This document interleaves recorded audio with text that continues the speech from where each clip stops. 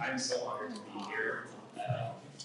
I had no idea all my friends were hanging out here. This is my first time, so I should come back for some more.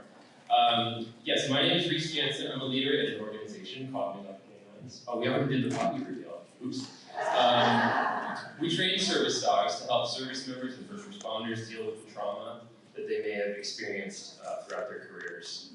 We do this with a talented staff of 3 trainers who work in our office, but I'm here to talk about another dozen trainers. And these are incarcerated men at California Men's Colony, which is only 4.5 miles from where we're gathered right now. These incarcerated men are our neighbors, the strangers that thought may be to some of us. And even though we might glance at CMC on our way out of town north, traditionally we keep state prisons out of sight and out of our minds.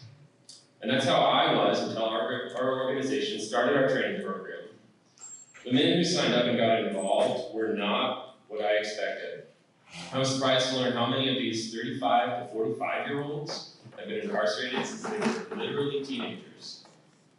Many shared they've never driven a car, they've never gone on a date, they've never even experienced social media, which might be nice. And some of them had never left California or even left their hometowns. They all had one obvious reason to join our program, though. There it is. Our friend here, like Eddie, we have only yellow and black labs in our program. We go with the cuddliest possible breed. And these, guys at CMC, you go in there with a certain expectation, and then you hand them one of those. Expectations change. One of the men, when we presented him with his dog, shared that he had not had the opportunity to pet a dog in over 30 years. And now he's going to have one sleeping next to his bed every night. Beyond the joy of canine companionship, these men ultimately are motivated by something more I want to share with you. They were, and are, desperate for a chance to make amends for their crimes.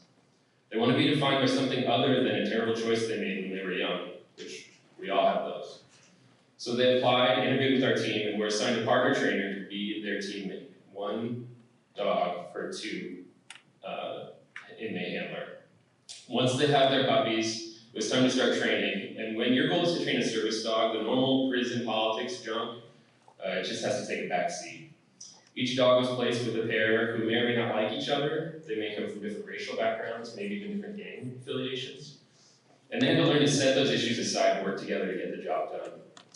And another barrier started breaking down too. When a team of trainers were struggling with something, we noticed that some of the correctional officers who were going to guard these men, they might chime in.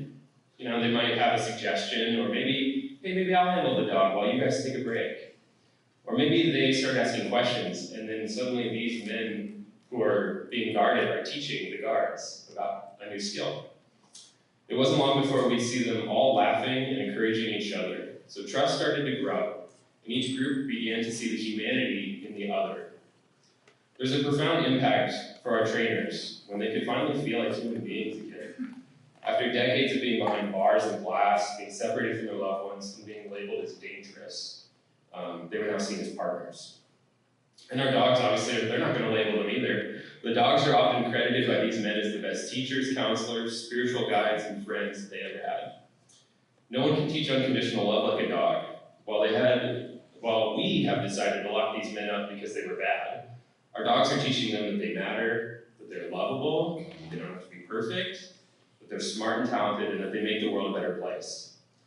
Now, there are many great people at CMC involved in helping these men, but there are just things dogs can do better than us. And because the dogs don't know that the men are incarcerated, through the dog's eyes, the trainers then need to see a vision for themselves that isn't defined as just an inmate. They get to see themselves as maybe they're not any different than any of us here. And over the years, many of our incarcerated trainers have fulfilled their goal and have been granted parole. They're finally back out here with us and reconnecting with families, starting businesses, and doing work to help younger men find positive pathways. I don't know of the approximately 50 men who've paroled, how many, if any, have returned to prison. I don't have that for sure, but I don't know of a single one. And I'm so proud of that, and I hope that we can see some copycat programs come into our prisons and start treating our inmates with dignity and helping them create a vision for real change when they do, if they do, get out. I also hope that next time you pass CMC, you look at it a little differently and remember the men up there are your neighbors too. And of course, I would probably get fired if I didn't mention we have a fundraiser on October 19th. I know that was awkward, but I do want to invite you. I can only do so much. I'm a third party to what's happening out there, and I would love to invite anyone who's interested to come to our fundraiser and hear from some of these men who paroled and get firsthand, and they'll do a far better job than I am today. But it's October 19th. We have a website, lifek9s.org. You can find tickets there. And now that I know all my friends are here, maybe you guys can all hang out with me at my fundraiser. Thank you all.